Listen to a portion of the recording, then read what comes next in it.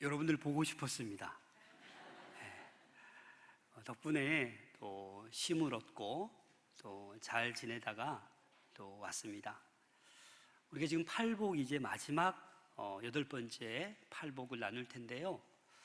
먼저 우리 지금 우리가 살고 있는 이 시대에 우리 개신교가 지금 어느 정도 있는지 좀 생각해 볼 필요가 있습니다. 우리 교회는 대한예수교 장로의 통합교단입니다.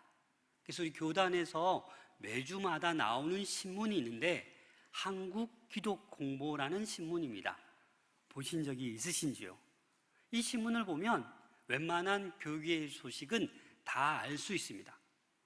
이번 주에 이 기독공보 신문 일면 기사에 어떤 기사가 났냐면 2022년 작년 우리 통합 측 교단의 성도가 5만 6천 명 줄어들었습니다.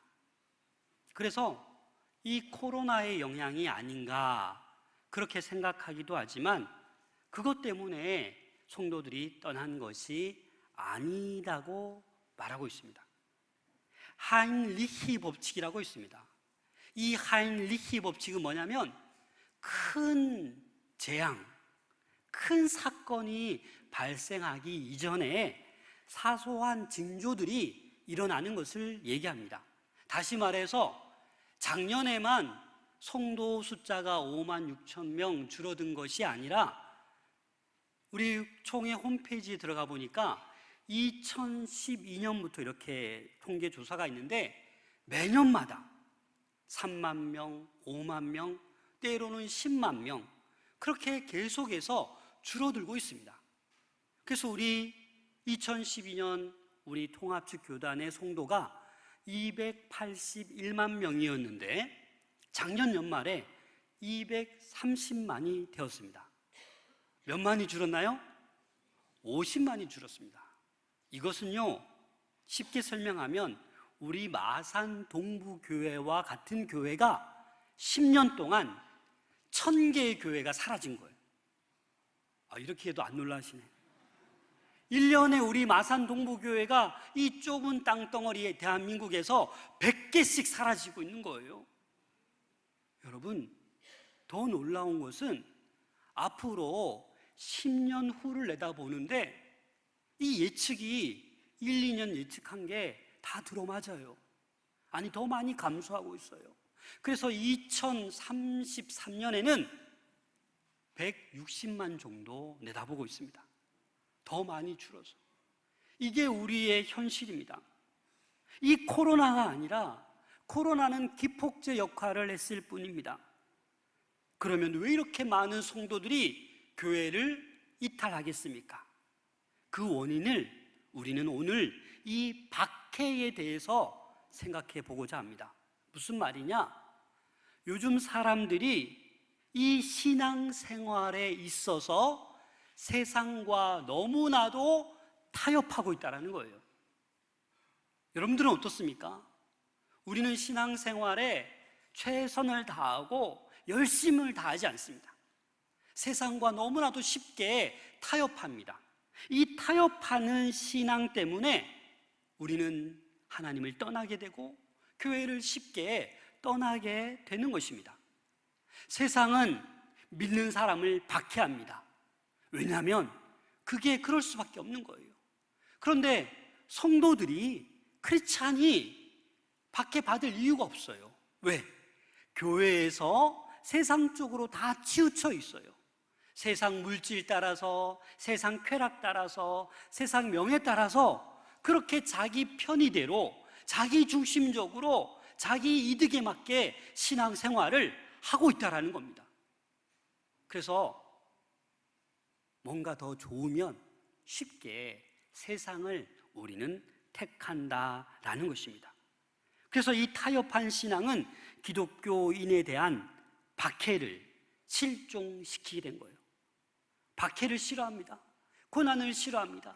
조금만한 고난과 박해가 오면 그냥 세상을 택합니다. 그래서 세상을 택한, 세상과 타협한 성도에게는 박해가 필요 없죠. 그래서 여러분, 아무런 박해가 없다라고 좋으십니까?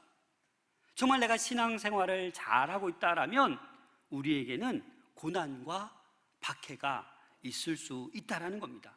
오히려 그런 박해가 있음이 오히려 그리스도인임을 확증하는 증표가 될 수 있습니다.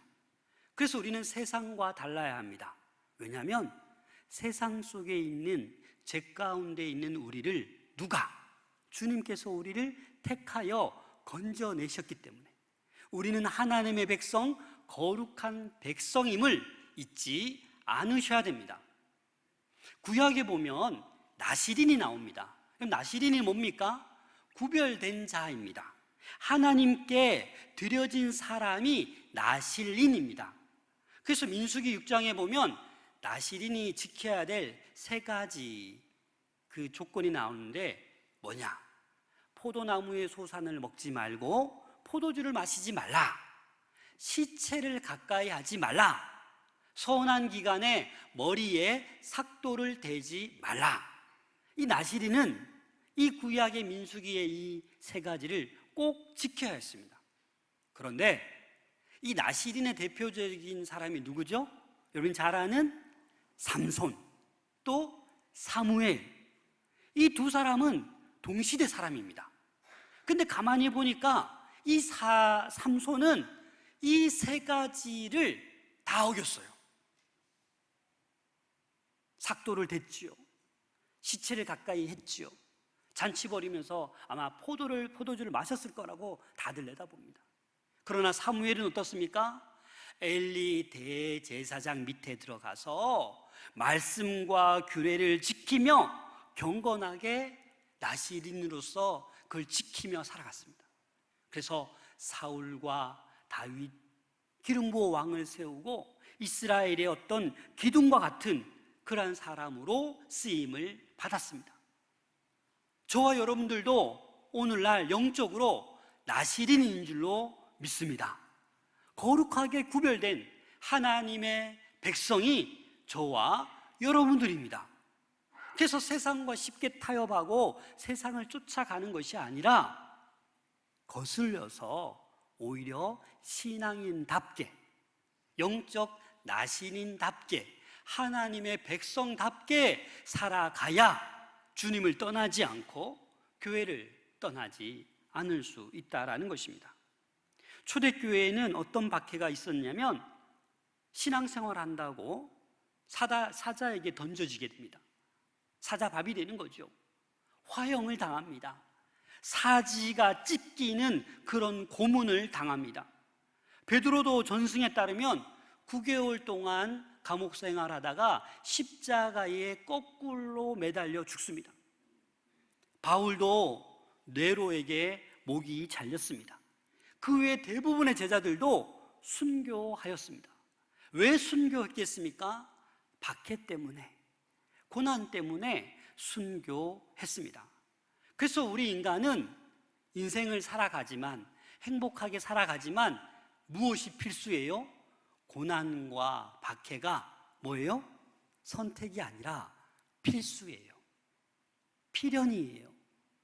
그래서 우리에게 다가오는 그런 고난과 박해를 조금만 다가와도 도망가 버리는 것이 아니라 이 고난과 박해를 이겨내셔야 한다라는 것입니다. 그래서 뭐라고 얘기합니까? 박해를 받은 자가 복이 있다. 여러분, 이거 되게 역설적인 거 아닙니까? 패러독스입니다. 역설적이에요. 그래서 우리 인간은, 그리스도인의 삶은 역설적이라고 말할 수 있습니다. 오늘 본문 말씀 10절 말씀 다 함께 읽겠습니다. 시작. 의를 위하여 박해를 받은 자는, 박해는 고통입니다. 그런데 왜 복이라고 말씀하고 있습니까? 쉽게 예를 들어보면 캄보디아 단기 선교를 잘 다녀오고 또 지난 주간에 몽골 단기 선교도 잘 갔다 왔습니다. 여러분, 선교 가기가 쉬운 게 아닙니다. 선교 가십시오 해도 뭐 휴가를 맞춰야 되고 시간도 안 되고 돈도 많이 들고, 그날 뭐 일주일 딱 갔다 오는 게 아니라 가기 전에 그 나라 언어도 공부해야 되지요. 찬양도 또 워십도 준비해야 되죠. 보통 준비하는 게 아니에요. 여러분, 이게 행복입니까? 고난입니까? 솔직히 고난이지요. 회사에서 눈치 보고 휴가 빼기도 힘들고, 그러나 결단해서 자녀들까지 데리고 또 몽골 가시는 분도 계셔요. 캄보디아도 갔다 왔어요. 또 제가 가만히 보니까 갔다 와서 참 지칠 법도 한데, 갔다 오자마자 또 뭐예요? 교사로 성경학교 한다고, 수련회 한다고. 제가 보기에 눈이 풀렸는데 또 막 힘내어서 막 봉사하는 거 보니까 제가 기도를 안 할 수가 없어요. 하나님, 쓰러지지 않고 잘 감당하지. 주방에서 봉사하고, 찬양대로 교사로 봉사하고. 여러분, 그게 뭐냐면, 우리에게 다가오는 세상 사람들은 고난으로 볼 수 있지만 우리에게 뭐예요? 복이에요. 복. 행복이에요. 행복. 선교 갔다 와서 대부분요, 너무 좋았다, 또 가야지, 이게 정상이에요. 다시는 안 가, 이런 분들이 시험 당한 거예요.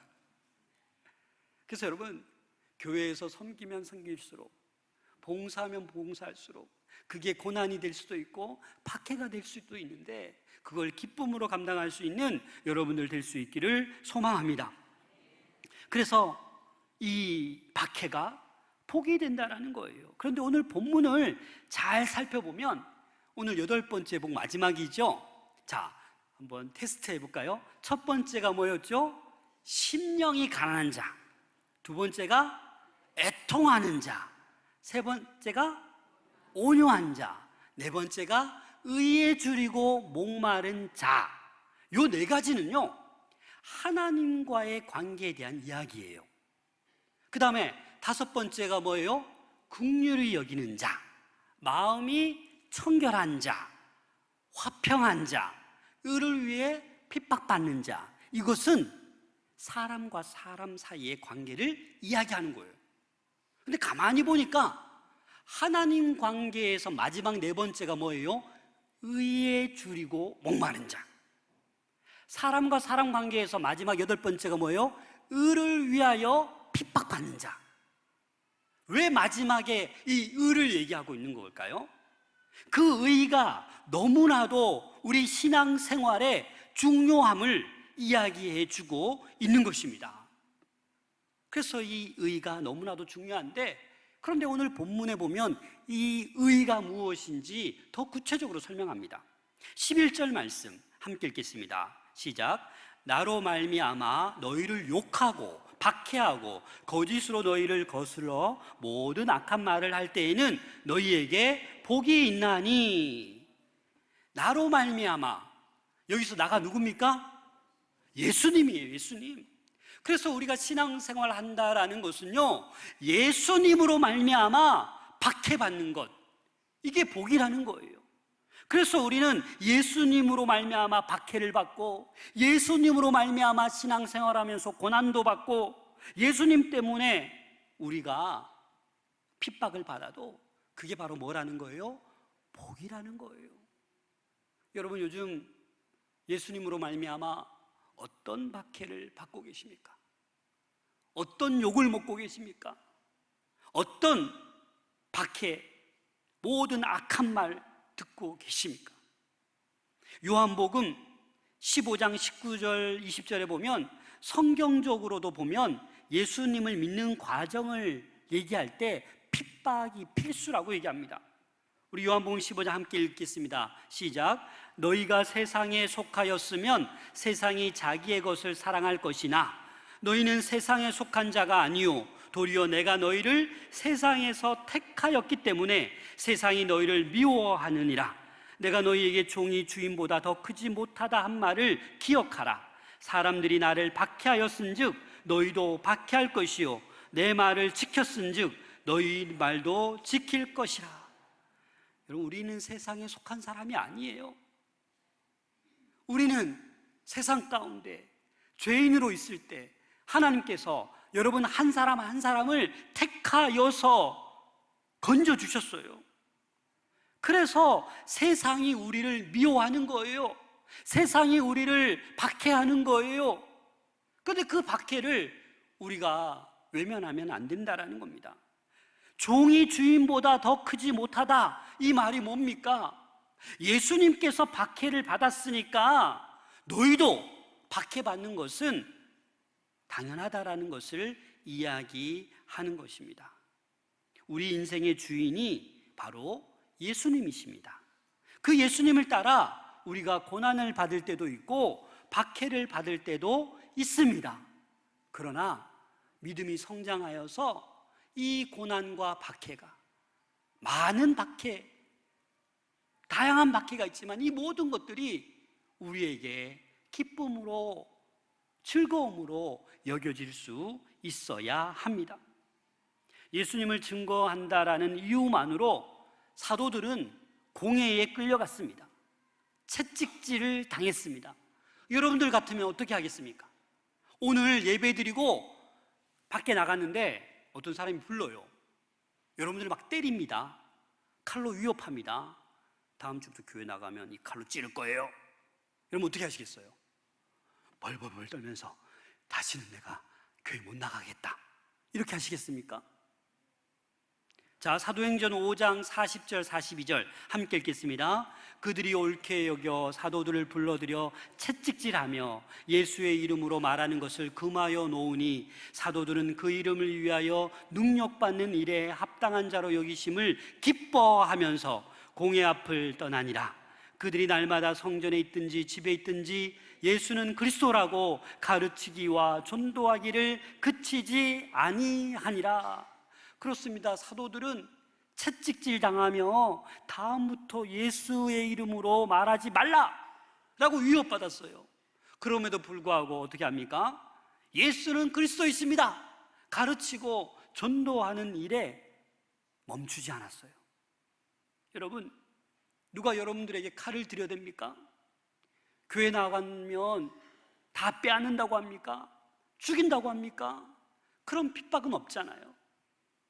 사소한 핍박, 사소한 고난, 기쁨으로 감당할 수 있기를 소망합니다. 그리고 오늘 팔복 메시지를 또 가만히 보면 첫 번째가 뭐라고요? 심령이 가난한 자는 복이 있나니 뭐가? 천국이 그들의 것이며. 맞죠? 자, 8번째가 뭐라고요? 의를 위하여 핍박을 받은 자는 복이 있나니 뭐가? 천국이 그들의 것이요. 뭔가 공통점이 있지 않습니까? 똑같습니다. 첫 번째도 천국을 얘기하고 있고 마지막에도 뭘 얘기하고 있어요? 천국을 얘기하고 있어요. 천국이 그들의 것이라. 심령이 가난한 자, 의를 위하여 박해를 받는 자, 천국으로 시작해서 천국으로 마치는 것이 팔복이에요. 그만큼 이 천국을 얘기하는 거예요. 영원한 나라를 얘기하는 거예요. 그래서 우리는 죽은 이후에 천국을 갑니다. 아멘. 언제 갈지 몰라요. 10년 뒤에 갈지 50년 뒤에 갈지 아무도 몰라요. 우리 모두는 죽음 이후에 천국을 갑니다. 그뿐만 아니라 지금도 우리 마음에 임하는 하나님의 임재, 그것이 바로 천국 하나님의 나라입니다. 그래서 우리는 신앙생활하면서 하나님의 임재를 느끼면서 어떠한 고난과 핍박이 있어도 우리 하나님의 나라, 임마누엘 하나님이 저와 여러분들과 함께하면 어떻게 돼요? 이 고난과 박해가 두렵지 않습니다. 사람을 두려워하지 않아요. 그래서 평안이 넘칩니다. 왜? 하나님의 나라가 내 안에 있기 때문에. 그래서 여러분들이 잘 알다시피 스데반을 보면 사도행전 6장 15절에 보면 공회 중에 앉은 사람들이 다 스데반을 주목하여 보니 그 얼굴이 뭐와 얼굴과 같더라? 천사의 얼굴과 같더라. 이 스데반이 사도행전 7장 59절 60절에 보면 그들이 돌로 스데반을 치니 스데반이 부르짖어 이르되 주 예수여 내 영혼을 받으시옵소서 하고 무릎을 꿇고 크게 불러 이르되 주여 이 죄를 그들에게 돌리지 마옵소서, 이 말을 하고 자니라. 한번 상상해 보세요. 이 스데반이 얼굴이 천사와 같은 사람인데 막 돌로 쳐요. 머리도 맞고 가슴도 맞고 피가 막 흘러요. 맞아서 지금 죽는 거예요. 돌에 맞아서. 죽기 일보 직전에 뭐라고 얘기하는 거예요? 주여, 주 예수여 부르면서 저 돌 던진 녀석들 다 도말하여 주시고 다 지옥 보내주세요. 이렇게 했습니까? 뭐라고 했어요? 이 죄를 그들에게 돌리지 마옵소서. 이게 가능한 겁니까? 스데반은 임마누엘의 하나님이 함께하는 거예요. 성령이 충만한 거예요. 그래서 이렇게 외칠 수 있는 것입니다. 기독교의 순교사를 연구한 학자 마크 갈리라는 사람이 있습니다. 수많은 사람들의 그 순교자를 연구하고 내린 결론이 이겁니다. 순교자들 하나하나를 뜯어보고 그들의 발자취를 따라가 보면 한 가지 분명히 볼 수 있는 것이 있는데, 그것은 바로 그 모든 순교자들의 공통점이 하나님의 임재를 즐기는 사람들이었다. 스데반처럼 고난이 와도 박해가 와도 평안할 수 있었고 감사할 수 있었고 기뻐할 수 있었던 그런 공통점을 가지고 있었다라는 것입니다. 156년 서보나의 감독 폴리캅이라는 지도자가 있었습니다. 이 지도자는 화형당했습니다. 그런데 화형당하기 전에 네가 그리스도를 부인하고 저주하면 이 죽음을 피할 수 있을 거다 라고 달콤한 설득과 회유를 했지만 이 폴리캅은 이렇게 고백했습니다. 내가 86년 동안 그분을 섬겨왔지만 그분은 절대 내게 해를 입히신 일이 없습니다. 그런데 내가 어떻게 나의 왕이신 그분을 욕하고 부인할 수 있겠습니까? 당신은 1시간 동안 타다가 잠시 후면 꺼져버리는 불로 나를 위협하지만 다가올 영원한 심판의 불에 대해서는 전혀 모릅니다. 지체하지 말고 빨리 시행하십시오. 그래서 이 폴리캅은 어떻게 해요? 그 화형 당하는 그 순간에도 로마 총독과 구경하던 그들이 보니까 얼굴에 기쁨과 평안이 있는 모습을 보고 경외감을 가졌다, 느꼈다. 그런 고백이 있습니다. 사랑하는 여러분, 우리들도 사도와 제자들처럼 폴리캅처럼 어떠한 핍박과 고난 가운데 있더라도 하나님이 함께 하심으로 말미암아 우리도 평안하고 감사하고 기쁠 수 있기를 소망합니다. 그래서 오늘 본문 말씀 11절 12절 함께 읽겠습니다. 시작. 나로 말미암아 너희를 욕하고 박해하고 거짓으로 너희를 거슬러 모든 악한 말을 할 때에는 너희에게 복이 있나니 기뻐하고 즐거워하라. 하늘에서 너희의 상이 큼이라. 너희 전에 있던 선지자들도 이같이 박해하였느니라. 아멘. 이 박해하다라는 헬라어 원어를 보니까 언어적, 육체적 폭력을 의미하는 거예요. 말로, 언어적으로, 육체적으로 폭력하는 것, 그것을 우리 그리스도인들은 수도 없이 경험하지 않습니까? 그런데 그 모든 언어적, 육체적 폭력을 감내해야 한다라는 겁니다. 사도행전 16장 22절에서 25절에 보면 바울과 실라가 옷을 찢김받고 매로 맞고 결국은 깊은 어두운 감옥 속에 착고가 채워져서 깊은 감옥 속에 갇히게 됩니다. 뭘 해야겠습니까? 울어야 되죠. 소리질러 억울하다 해야겠죠. 그런데 바울과 실라가 한 것은 기도하고 하나님을 찬송하였습니다. 이게 가능한 일입니까? 그러나 바울과 실라는 하나님의 사람, 임마누엘 하나님이 함께 하시고 성령으로 충만한 그들이었기 때문에 이것이 가능했다라는 것입니다. 우리에게도 지금 이렇게 말씀하십니다. 사랑하는 성도 여러분, 모든 일에 기뻐하십시오. 즐거워하십시오.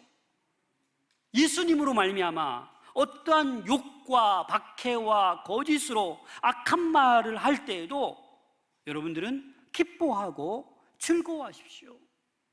여러분, 근데 이게 쉽지 않습니다.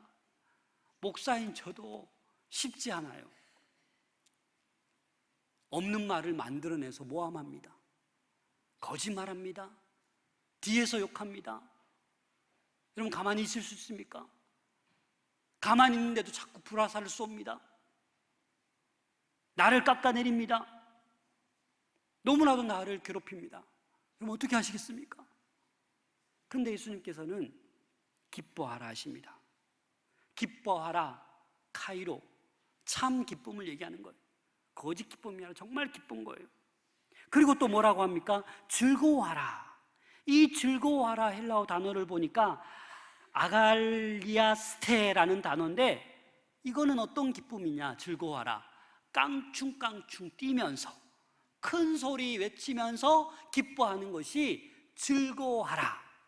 그래서 예수님으로 말미암아 어떤 박해와 욕과 악한 말이 들려도 어떻게 하라고요? 기뻐하고 즐거워하라, 깡충깡충 뛰면서 기뻐하라 라고 얘기하는 거예요.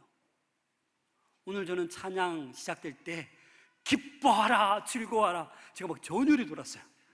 야, 오늘 설교 안 해도 되겠다. 왜 우리가 기뻐하고 즐거워해야 됩니까? 억울한데, 모욕당하는데, 나를 디스하는데 왜 우리가 기뻐하고 즐거워해야 됩니까? 그 이유를 오늘 본문에서 말씀하고 있습니다. 하늘에서 너희의 상이 어떻게 하다고요? 크다, 크다. 이게 우리에게 기쁨이 되는 거예요.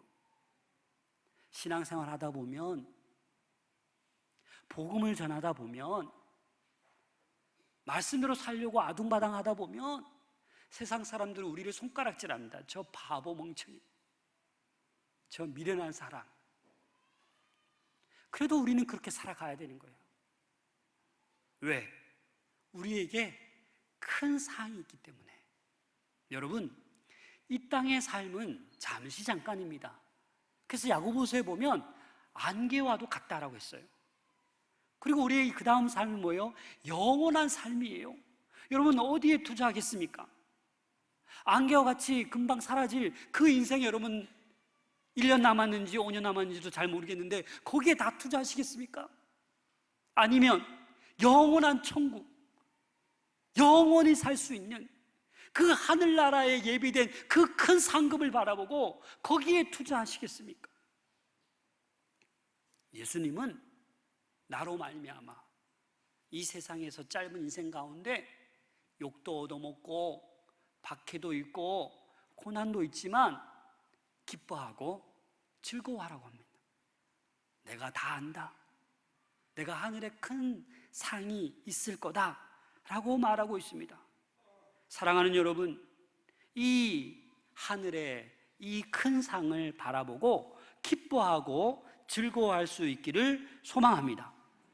그래서 예수님께서 이렇게 말씀하셨습니다. 마태복음 16장 25절에 보면 누구든지 제 목숨을 구원하고자 하면 잃을 것이요, 누구든지 나를 위하여 제 목숨을 잃으면 찾으리라. 이 말을 베드로는 들었어요. 수제자 베드로가 듣고, 베드로도 나중에 이 말을 어떻게 표현했냐면 베드로전서 3장 14절 함께 읽겠습니다. 시작. 고난을 받으면 복 있는 자니 그들이 두려워하는 것을 두려워하지 말며 근심하지 말고. 베드로도 그렇게 얘기하는 겁니다. 의를 위하여 고난을 받으면 뭐가 있는 사람이다? 복 있는 사람이다. 의, 예수 그리스도를 위하여 고난을 받으면 복이 있는 사람이다. 행복한 사람이다. 그래서 여러분, 이 남은 인생을 살아갈 때 그냥 목표도 없이 명예만을 위해, 돈만을 위해 쫓아가지 마시고 예수 그리스도를 위하여 살아갈 수 있기를 소망합니다. 그렇게 찾아오는 고난과 박해, 어떤 모욕이 있어도 우리는 복 있는 자예요. 이런 수준에 도달하면 이 팔복을 누리는 자가 되는 거예요. 천국을 소유한 자가 되는 거예요. 웬만한 고난은 그냥 웃게 되는 거예요. 저도 마찬가지지만 우리 모든 사랑하는 성도 여러분, 이 팔복을 누릴 수 있기를 소망합니다. 그래서 은혜로 50년, 행복으로 50년을 향해 달려가기를 소망합니다.